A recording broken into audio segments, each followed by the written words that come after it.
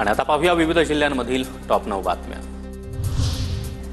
चंद्रपूर जिल्हा मध्यवर्ती सहकारी बँक निवडणुकीसाठी 10 जुलैला मतदान।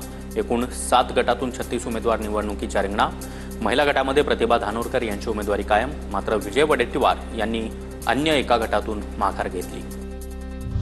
जळगावच्या भुसावळमधील हतनूर धरणाचे 8 दरवाजे 50 मीटरने उघडले। तापी नदीपात्रामध्ये 10,171 क्युसेकनं पाण्याचा विसर्ग। धरण नियंत्रित ठेवण्यासाठी दरवाजे उघडण्यात आल्याची हतनूर प्रशासनाची माहिती। नाशिकच्या गंगापूर धरणामधून 2,700 क्युसेकनं पाण्याचा विसर्ग। धरणातून पाण्याचा विसर्ग वाढवल्यामुळे रामकुंड परिसरामध्ये पाण्याची पातळी वाढली। अनेक छोटी मंदिरं पाण्याखाली, दुतोंड्या मारुतीच्या गुडघ्यापर्यंत पाणी लागलं।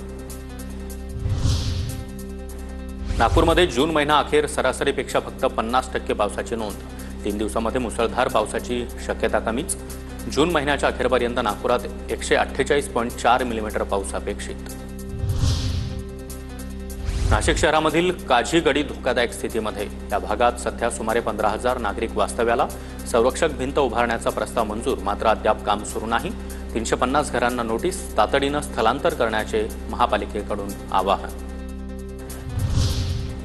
नागपुरातील सावनेर पांढुर्णा महामार्गावर ट्रकनं 15 गायींना चिरडलं। 13 गायींना दुखापत। गावकऱ्यांकडून रास्ता रोको करण्याचा प्रयत्न। सावनेरचे आमदार आशिष देशमुख यांच्याकडून नागरिकांना शांत करण्याचा प्रयत्न।